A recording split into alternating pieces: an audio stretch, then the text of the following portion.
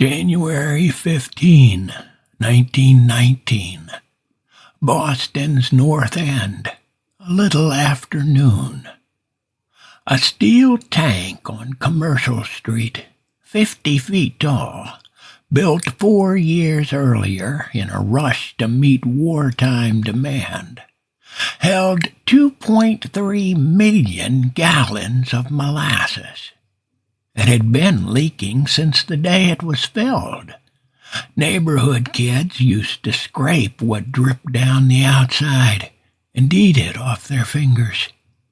Everyone who lived nearby knew the tank groaned when it was full. That afternoon, without warning, it split open. The wave that came out was 15 feet high, moving at 35 miles an hour. Molasses is a third again as dense as water. This didn't behave like a flood. It behaved like a landslide. It snapped telegraph poles.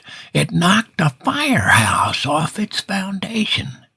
It buckled the steel supports of the elevated train. 21 people died. 150 were hurt.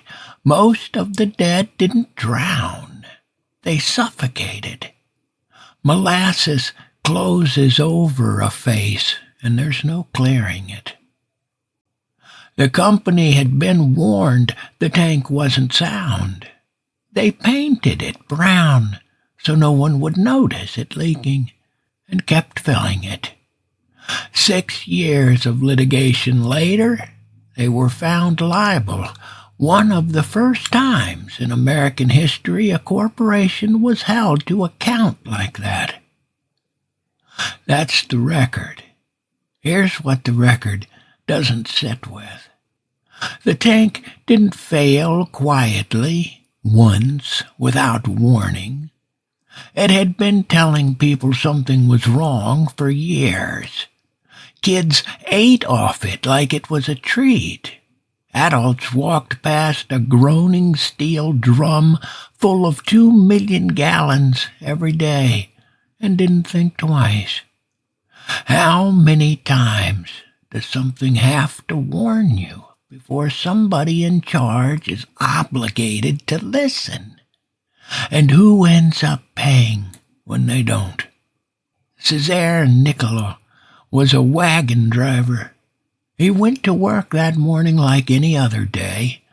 He wasn't found at the scene. It took days before anyone knew what had happened to him. The wave had carried him all the way to Boston Harbor. He didn't die in an accident, exactly. He died because a company decided a leak was cheaper to paint over than to fix. The cleanup took weeks, but for years afterward, on warm days, people in the North End said they could still smell it in the street. Here's the neighborhood that carried it.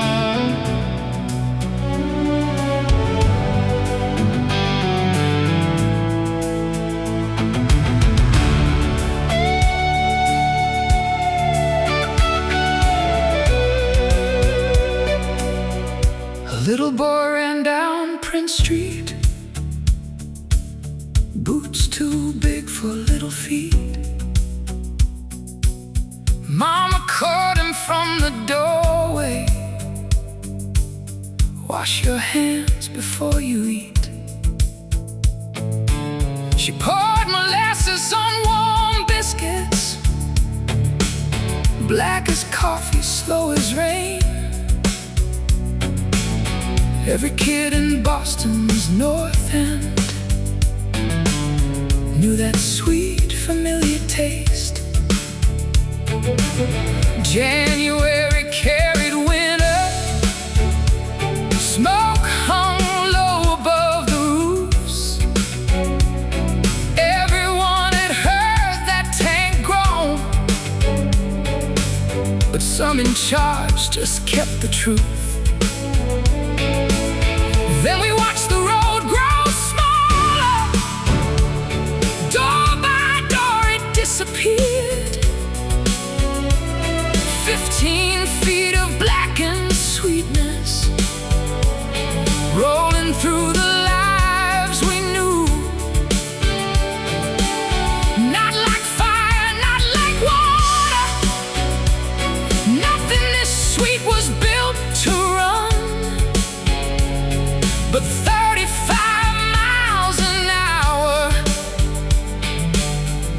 left no time for anyone. Sweet and dark, how did one become the other? How did something from our table take away a friend, a brother? Years move on, the streets grow new, but memory leaves its marks. And in the north end, sweet stayed sweet, and sweet stayed dark. They found wagons, found the horses, found the places homes had been, found a church bell nearly buried that called no one back again. Mama still was mama,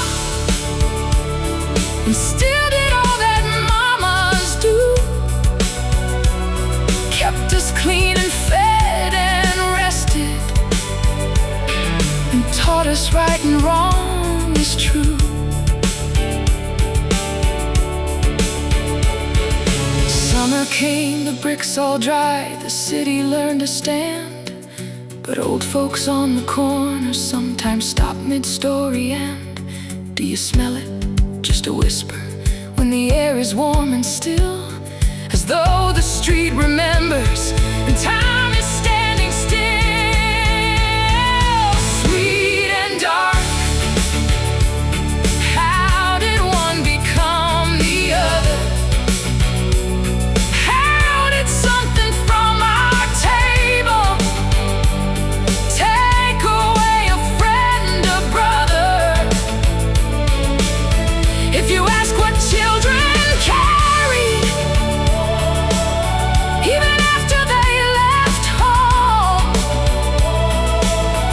it was never tasting sweetness like they did before that groan.